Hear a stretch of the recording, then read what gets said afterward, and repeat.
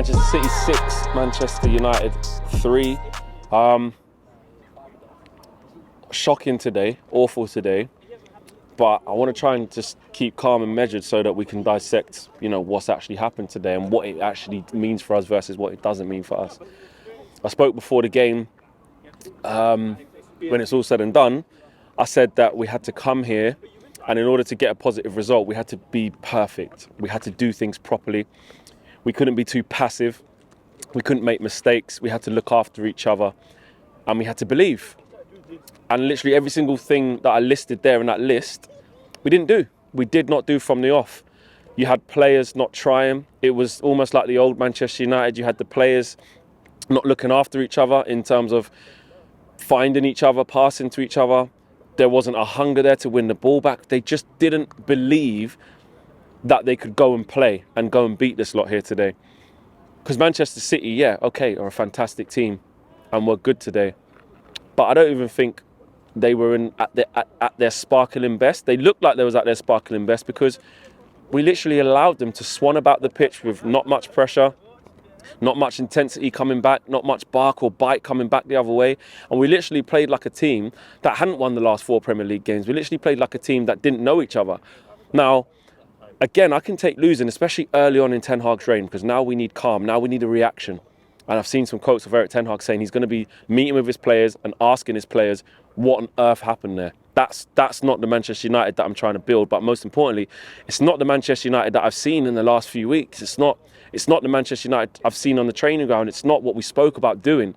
It's almost like they went out there and the occasion overruled them and they literally reverted back to type. Now, along this Ten Hag rebuild, that can happen. That probably will happen. That might not be the first time that happens this season. Well, that's now the third time this happened this season. Second in terms of absolute trouncing. And even before Ten Hag came here last year, how many times did we say, and I've been saying it so many times, there are going to be times this season that are going to be absolutely awful. And it's about how you bounce back. And I'll talk about bouncing back in a little bit. But from what I saw today, I just saw players that just, I'm not going to say they didn't care, but I saw players that were scared and didn't play with anywhere near the level needed to come to the Etihad and get a result. It's as simple as that. There was nobody looking after each other. At the end of the day, Erling Haaland scored a hat-trick. You've got Phil Foden who scored a hat-trick, and it was with relative ease. Really, really easy for those sorts of players. De Bruyne picking up the ball in acres of space. Really, really easy for him as well. And at the end of the day, that's what happens if you allow Manchester City to do that. They will rip you apart. And that is why we had to be flawless in our performance and perfect. We can talk about game plan and structure and tactics and build-up play and all of that. But when you get Diogo Dalot smashing into Jack Grealish in the first minute or so and he's on a yellow card, that sets the tone. That sets us off on the wrong tone. When you get Marcus Rashford giving, I think, Malacia a bad pass, lets him go sliding in on someone else, he gets a yellow card. You get Bruno just giving it away, knocking it down into blind alleys, not trying to take any care on the ball. Eriksen, a little bit of the same thing as well. McTominay was reverting back to type. There's too many people not at it.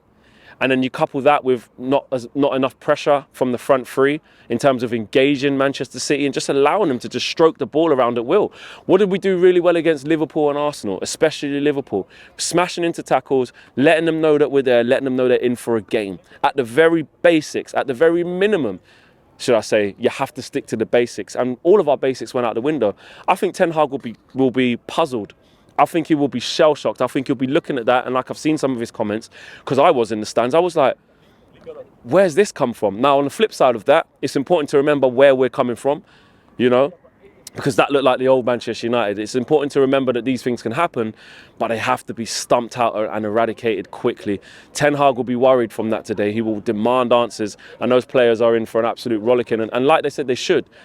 But now it's about keeping calm and seeing how they can bounce back quickly, because, one thing is, we can. We can.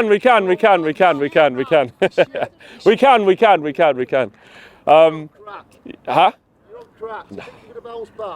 Oh, but what does bounce back mean? As in, like, go on a decent run and just have a decent season under a rebuild. That's what I mean by bounce back, not win the league. But the City fans are obviously having the... Yeah, exactly. And that's just it. And that's the thing. And do you know what, actually? It's very fitting that those fans just walked past just then and gave it a little bit, because that's actually what you feel here. When you're sitting there watching it in your shell shock, it's that embarrassment.